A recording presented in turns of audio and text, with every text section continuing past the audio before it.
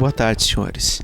Bom, dando seguimento à miastenia graves, eu vou falar um pouco sobre o tratamento, mas eu queria fazer uma ressalva.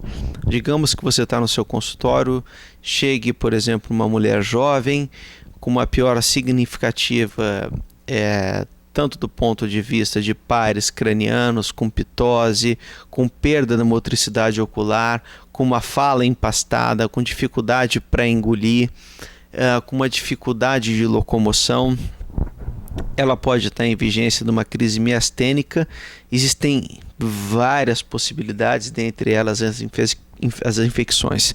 Se você não tem condições, ou se você não está vinculado a um hospital que tenha a capacidade de cuidar de um paciente desse, encaminhe o quanto antes para um hospital de referência. Infelizmente, boa parte dos hospitais particulares possuem neurocirurgiões de plantão. Eu sou neurocirurgião, eu não tenho nada contra neurocirurgião, apesar de estudar muita neurologia, eu não tenho nada contra neurocirurgião. Mas muitas vezes tem neurocirurgião de plantão e o hospital não tem recurso para isso. Quantos hospitais têm imunoglobulina guardada? Quantos hospitais têm máquina de plasmaférese? Quantos hospitais têm pessoas que sabem mexer com isso? Não é muito. Então, um paciente desse chegou no seu consultório, por favor, encaminhe ele o quanto antes para um hospital de referência que tenha essa capacidade.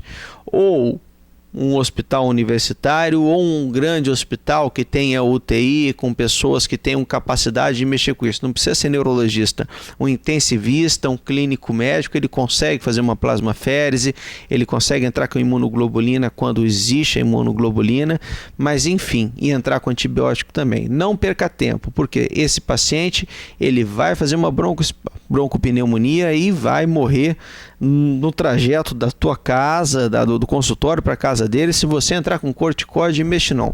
Então você tem que definir e detectar critérios de gravidade. O paciente entrando em insuficiência respiratória com uma piora significativa motora é uma crise miastênica. Bom, tudo bem, vamos lá. Quais são os remédios que nós usamos principalmente na miastenia graves? Nós temos a piridostigmina, que é o mestinon. Você usa, ela tem uma resposta funcional sintomática muito adequada. Muitas vezes você associa com corticoide. No entanto, esse período de associação entre os dois não deve ser muito longo pelos efeitos colaterais do corticoide, apesar dele ser necessário. Ele é muito necessário porque ele é eficaz. A ideia principal é, depois de um tempo, passar para os imunomoduladores, imunossupressores, imunossupressor. O principal aqui é a azatioprina. Existem outras medicações escritas, tacrolimus, methotrexate, mas a gente vai ficar mais restrito à azatioprina, que é a medicação mais utilizada. A azatioprina tem na medicação de alto custo. Normalmente, quando você vai renovar o procedimento, eles já pedem para você fazer os exames, que é exame de fígado, exame de sangue. Então você pode ficar despreocupado em relação ao que pode, acontecer em vigência do uso excessivo dela, porque quando vem essas alterações, eles já não liberam a medicação, eles já te avisam, mas é importante você saber dos efeitos colaterais da azatioprina, que eu não vou entrar nesse detalhe agora.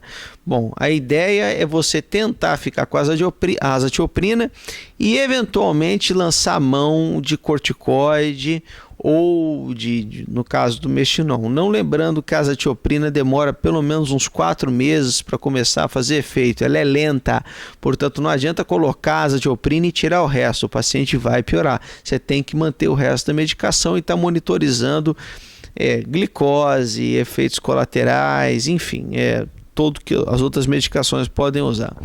Bom, em casos agudos você usa a imunoglobulina e a plasmaférese. A imunoglobulina ela é muito mais cara, nem sempre ela é de fácil acesso. Você está num hospital público que não está vinculado a uma rede de alta complexidade, você vai precisar de liberação de prefeitura, uma série de coisas para conseguir isso aí. A plasmaférese ela é mais rápida. Tá? Não é todo paciente que tolera a plasmaférese e não é todo paciente que a plasmaférese funciona. A plasmaférese ela também tem um tempo assim, ela tem um tempo que ela funciona, porque ela simplesmente ela faz uma limpeza dos anticorpos. Depois você vai ter que estar usando ela normalmente. Normalmente, quando a gente faz a plasmaférese, a gente pega um catéter bem espesso aqui, que é um catéter semelhante ao catéter da hemodiálise, que é o catéter de Chaille, mas ela realmente ela não funciona em todos os casos e ela, no entanto, ela é mais barata. Bom, existem casos nos quais a plasmaférese pode ser associada à imunoglobulina, tá? Bom, enfim, isso aí vai ficar na dependência do quadro clínico do paciente. Uma coisa importante, mulher grávida com miastenia graves, o IgG passa para a criança. Então essa criança ela tem que ficar em observação durante um tempo, de preferência dentro do hospital, porque essa criança ela pode desenvolver algumas manifestações de fraqueza, de dificuldade para deglutir, risco de pneumonia em virtude dessa fraqueza muscular causada por essas imunoglobulinas, né, que bloqueiam, né, a recepção da acetilcolina no receptor pós-sináptico. Bom, essas crianças também têm um risco de desenvolver uma condição chamada artrogripose multiplex, provavelmente em virtude da flacidez que elas se desenvolvem dentro do útero. Isso não é uma coisa tão comum, mas pode acontecer. Portanto, mães com miastenia graves, né, além de todos os cuidados que devem ser tomados durante o parto, você tem que ter cuidados também com a criança no pós-operatório. Bom, eu acho que de miastenia graves ficou tudo claro. Nós vamos deixar alguns links para vocês procurarem e se vocês tiverem dúvida, estaremos às ordens. Foi um prazer em falar com os senhores, espero que eu tenha me feito sido claro. Um grande abraço, uma boa tarde.